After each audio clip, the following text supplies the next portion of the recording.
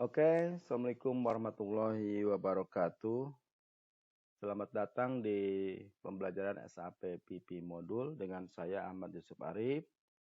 Untuk informasi lebih lanjut tentang pembelajaran SAP PP, Anda bisa lihat di situs saya di sapindonesia.net ya. Di situ secara global, secara garis besar saya membahas tentang modul SAP PP ya. Tentu saja di sapindonesia.net ini eh, yang saya paparkan adalah konsep secara umum gitu ya. Garis besarnya untuk Anda yang memang lebih lebih ingin lebih tahu gitu, ingin lebih tahu atau lebih fokus tentang pembahasan tentang pengertian SAP PP modul, Anda bisa masuk ke member area. Jadi saya menyediakan satu kursus online khusus tentang SAP PP modul. Nanti Anda chat atau email ke saya. Di situ saya akan memberikan pelajaran semua ini secara detail dan durasinya untuk masing-masing sub ini rata-rata 1 jam ya. Tapi kalau di sini saya ngebatasi waktu karena memang akan banyak yang dibahas secara overview. Saya durasinya sekitar 10 menit atau 15 menit di sapindonesia.net ini. Nanti Anda bisa lihat-lihat artikel yang udah saya buat ini memang random ya. Random artinya tidak berurutan. Nanti Anda untuk melihat urutan pengertiannya Anda bisa lihat misalnya mau saya belajar tentang master data dulu, ya berarti Anda lihat di master data dulu gitu ya. Ini pembahasan master datanya tentang BOM ya, terakhir BOM. Kemudian material juga sudah kita bahas. Routing juga di sini. Emang random sekali gitu. Tapi Anda panduannya dari sini nih, dari menu ini sebagai panduan gitu kan. Anda untuk mempelajari pertama master data, berarti kan material master dulu yang harus Anda kuasai. Jadi tapi material master yang di sini adalah material master PP gitu. Saya tidak membahas secara semua karena memang dia ada di ranah modul SAPMM gitu ya. Untuk material master data PP biasanya disediakan oleh MM itu ada di MRP 1, MRP 2 ya. Di views-nya itu kan banyak tuh, di MM itu ada views-nya yang mengcover semua konsultan bisa melakukan inputan atau konfigurasi di masing-masing view. Nah, untuk PP itu ada di MRP 1, MRP 2, MRP 3, MRP 4, kemudian work scheduling gitu. Di situ aja untuk yang PP. Yang lain-lainnya ada konfigurasi untuk SD, untuk hosting gitu dah dan sebagainya. Kemudian juga bill of material ya, BOM. Nanti juga Anda bisa lihat bagaimana pembahasan BOM lebih lanjut. Sebentar. Oke, saya lanjutkan. Jadi di master data PP ya, master data PP ada material masternya, kemudian ada BOM, work center, routing, production, version. Kemudian ada juga tentang proses ya, proses tentang planning proses, demand management, bagaimana yang dimaksud dengan planning proses ya. Biasanya di SAP PP itu ada yang namanya planning ya, planning perencanaan produksi. Ini lebih difokuskan ke timnya PPIC ya, PPIC bagian daripada PP. Di situ dibahas juga tentang strategi ya,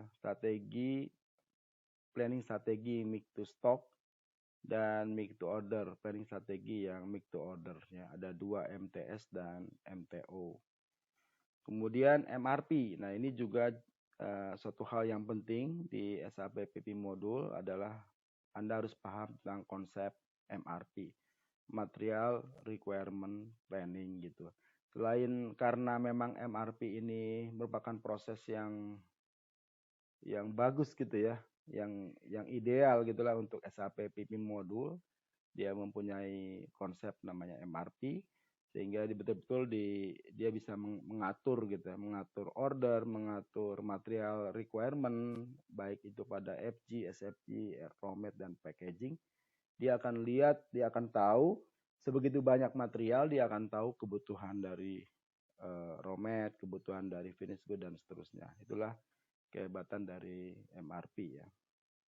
Kemudian juga ada proses production order execution. Tentu ini adalah sehari-harinya tim produksi melakukan proses ini, eksekusi dari order ya, atau disebut sebagai cycle of production itu, di mana ada production order creation ya. Kita juga akan membahas bagaimana cara membuat order, kemudian pengecekan dari material, availability check, juga pengecekan pada mesin, kemudian bagaimana order release, lalu bagaimana capacity planning, scheduling, good issue ya, bagaimana cara mengisu komponen, bagaimana cara melakukan proses konfirmasi, kemudian good receipt, dan terakhir adalah TECO, technical complete-nya. Kemudian yang unik dari pembelajaran kita ini ya, di sapindonesia.net pun saya menyinggung masalah konfigurasi, tapi tentu saja tidak banyak, karena uraian konfigurasi itu sungguh harus detail dan banyak juga gitu. Saya mungkin bisa perlihatkan di sini ada contoh tabel.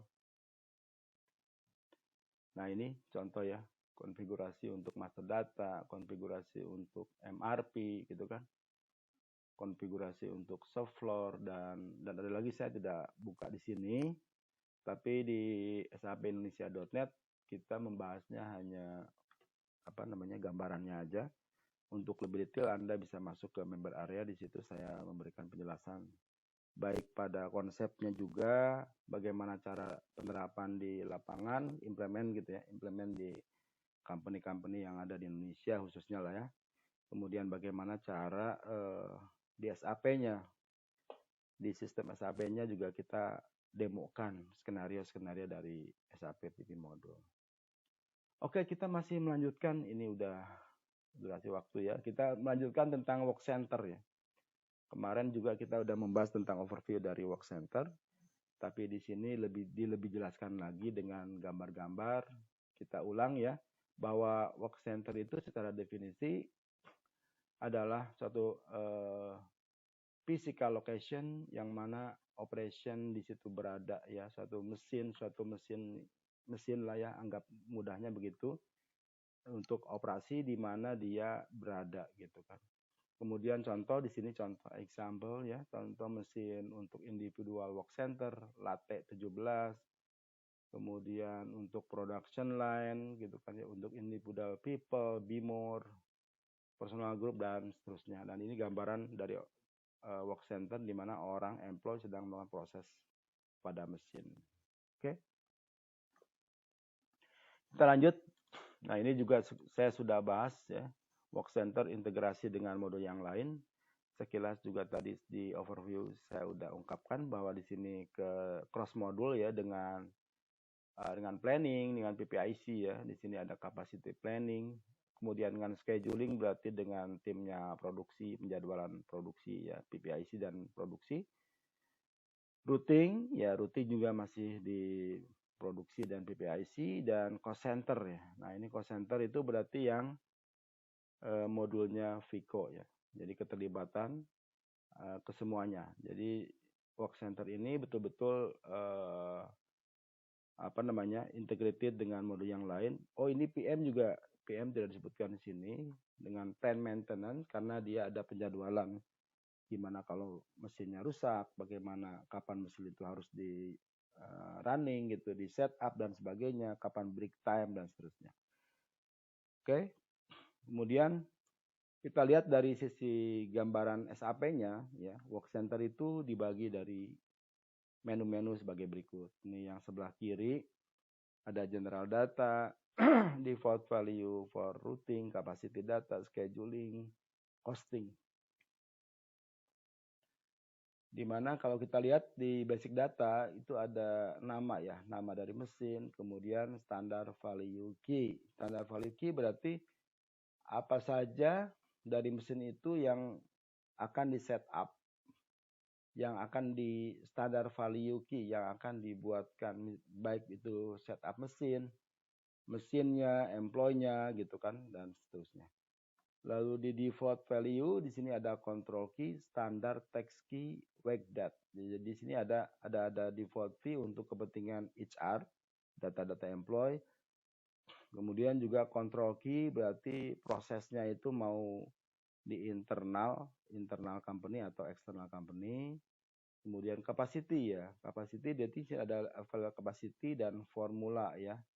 Ini lebih jauh kita membahas tentang ini di capacity tentang capacity requirement planning. Di situ juga udah include di work center juga dibahas lagi tentang available capacity ya, capacity yang tersedia yang siap untuk melakukan proses produksi, baik itu pada kapan dia akan jalan mesinnya, kapan akan selesai, dan kapan akan break time, kemudian ada durasinya ya, berapa jam dia proses dan berapa yang dihasilkan. Yang berapa dihasilkan nanti ada di routing. Kemudian scheduling, dari scheduling itu juga bersinergi dengan PPIC, scheduling basis, ini scheduling basis dan formula key. Jadi scheduling juga nanti ada scheduling dari timnya PM.